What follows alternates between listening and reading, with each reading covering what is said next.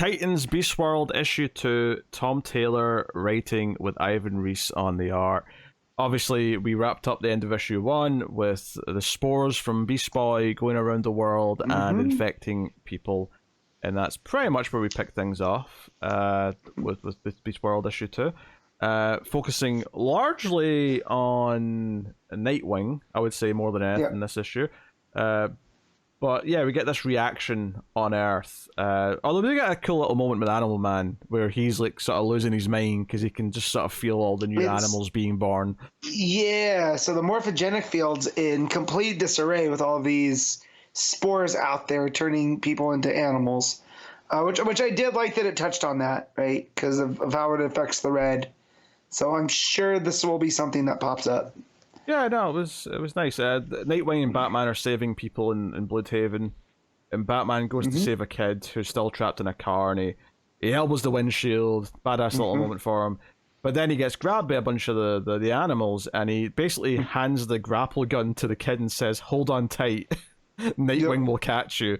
So he lets the kid grapple off up into the buildings, and Nightwing has to come swinging down to grab him. It's kind of a sweet moment though, because the kid asks, "Is Nightwing your son?"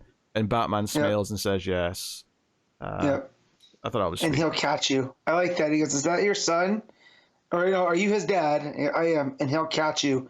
It's what he does. Anytime there's a moment like that where Bruce is proud of the person Dick has become, it makes me a little, my heart light shine. You feel it in your tummy. So there's a monster comes after him. It's actually a snake looking thing. This is my main question on this, and this is not a criticism, it's a pure curiosity. I want to know what makes people certain animals. I don't know if it has to be answered, but like, why is this a snake person? I don't think it will. Maybe they have pet snakes. I don't know. Look, maybe they just. Yeah, that's all. That's just a curiosity here. But yeah, and we learned something pretty big storyline wise. Yeah, about the spores. I don't want to gloss over something here though. Which is Nightwing's line of dialogue. On a scale of 1 to Bane, how broken are you? Yeah, that is a fantastic line of dialogue. Yes, I'm just going to point that out. But yeah, what we learn here is that the spores will leave their host and attack someone else if they perceive that someone else to be a stronger host. So immediately there's this fear that all the most powerful superheroes are actually putting the world in danger by being anywhere close to these spores. But likewise here, this snake person, the spore comes out of them, they go back to normal, and the spore goes out to Batman. So Batman becomes a dog, basically, a wolf. Oh, he's a wolf of some kind. This is another thing, because when we get to the World Tour, the Gotham issue, it seems like certain families have certain features, which I just think is weird. So how it just works out that way. But Werewolf Batman is something I'm here for. Yeah, I wouldn't worry too much about why people are turned into what animals. Yeah. I don't think it's going to be a big deal. This whole page here, the art where Bruce is turning, and it's a werewolf movie, Yeah. From the way that he looks over with the wide eyes and, and get away from me. It's real good. Oh, the thing that hit me though was the bottom of the page where his last moment of humanity is he says, "Please don't let me hurt anyone." Like that really rang true for me. And then he's full wolf on the next page, big full page spread. Ivan Reis kind of killing it. The bat costume ripping apart as the claws and the fur coming out. Yeah, really good stuff. Oracle's back at base, calling shots and whatnot. And she's basically like, "Hey, Starfire, Donna, I know you're fighting, Lion Black Adam, and you're dealing with stuff in Kandak. But here's a bit of a wrinkle. You can't let the spores get near you, because if they come into you, then the world's got an even bigger problem." It is interesting, though, because it does suggest that there is a very specific amount of spores. It's not like they keep multiplying. There's a very specific hard number, and there'll never be any more. Right. So. I mean, it's not quite a zombie infection, right? Where you have to worry about, being infected and it spreading that way. But yeah, it definitely makes it curious because it adds a containment factor here. Yeah, which I think I feel like Taylor's learned from writing Deceased, right? It adds a risk reward to any of the heroes trying to deal with any of the problems, but it also does neatly tell us right away this isn't permanent. They can turn back. This woman who was the snake turns back into a person as soon as it goes into Batman. So clearly they can be turned back. This is not something we have to write our way out of later. If they get rid of the spores, the people go back to normal, right? That's just clear how it's going to work. But yeah, so Nightwing's fighting Wolf Batman and ends off going up over the bridge into the water. It's a fun sequence. Yeah, so then we go to Amanda Waller, who's with Dr. Hate in Peacemaker, and everything that Dr. Hate did in that one shot last month does not matter. No. Doesn't matter. This is the stupid helmet squad, if I'm going to be honest. Oh, yeah, because Peacemaker and Dr. Fate both have similar dodgy looking helmets. Yep. Yeah. So he's like, yeah, I'm working with the Lords of Chaos in here. That's why this is such a chaotic thing.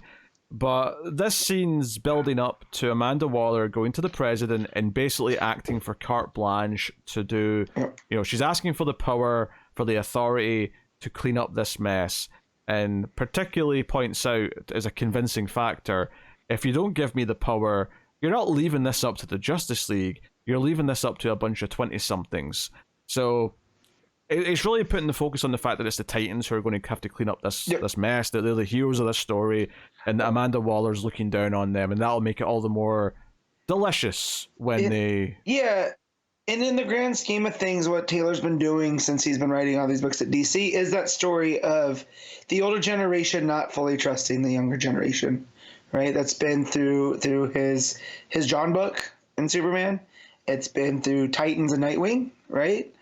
And so here it's reinforcing that whole idea where we're going to have to trust the kids, so I never want to be on the same side of Amanda Waller for anything. So the fact that she's trying to use that as a cudgel is a good sign, that we're on the right side. But I did like too that the president's wife, the first lady, has become an otter and attacked 2 Secret Service people and is currently eating fish in the White House pool. Again, some of the lines in here are really hysterical. It's a funny book. Like, it's doing the drama very well, but it's a very funny book at times. The book just ends with Nightwing dragging unconscious Batwolf out of the water, and he's got scratches and claw marks all over him, but he's like, okay, I need a cage. I've done it. All right, that's and that's just where if I have one critique is that it ends very suddenly. That's the only critique that I would really levy against it. But I am really digging what the story's doing, and the fact that it gives you those small human moments of, because this is a Titans focused story, it makes sense that Batman's taken out of commission and it is left to Nightwing. So it's like, it's one thing that Titans are officially the Justice League right now, but does it really mean much if things kick off and then the Justice League are all there to help anyway?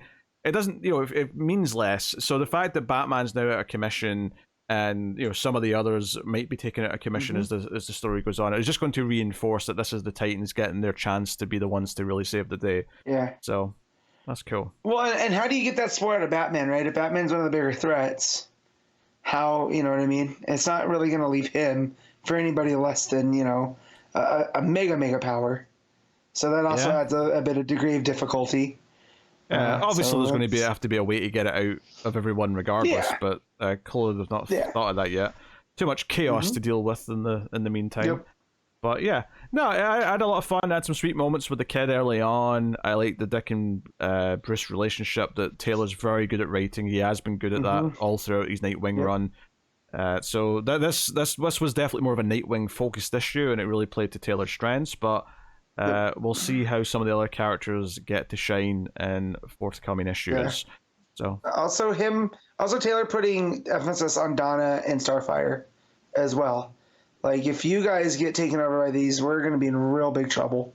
Yeah. Him spreading that out to them too, puts the Titans up on that level. Yeah, obviously it's propping them up. It's a minor part of this issue because it is just sort of 1 or 2 quick pages of like them fighting stuff in Kandak, but it does set up that, well, this is something we can focus on maybe next time or whatever. Because there's barely any Raven or Cyborg in this, because they're at the start of the issue being like, what just happened? So they're kind of like away from everything right now, but I'm sure they'll get more involved in the next issue or two. So yeah, no, really solid. Ivan Reis's art again is.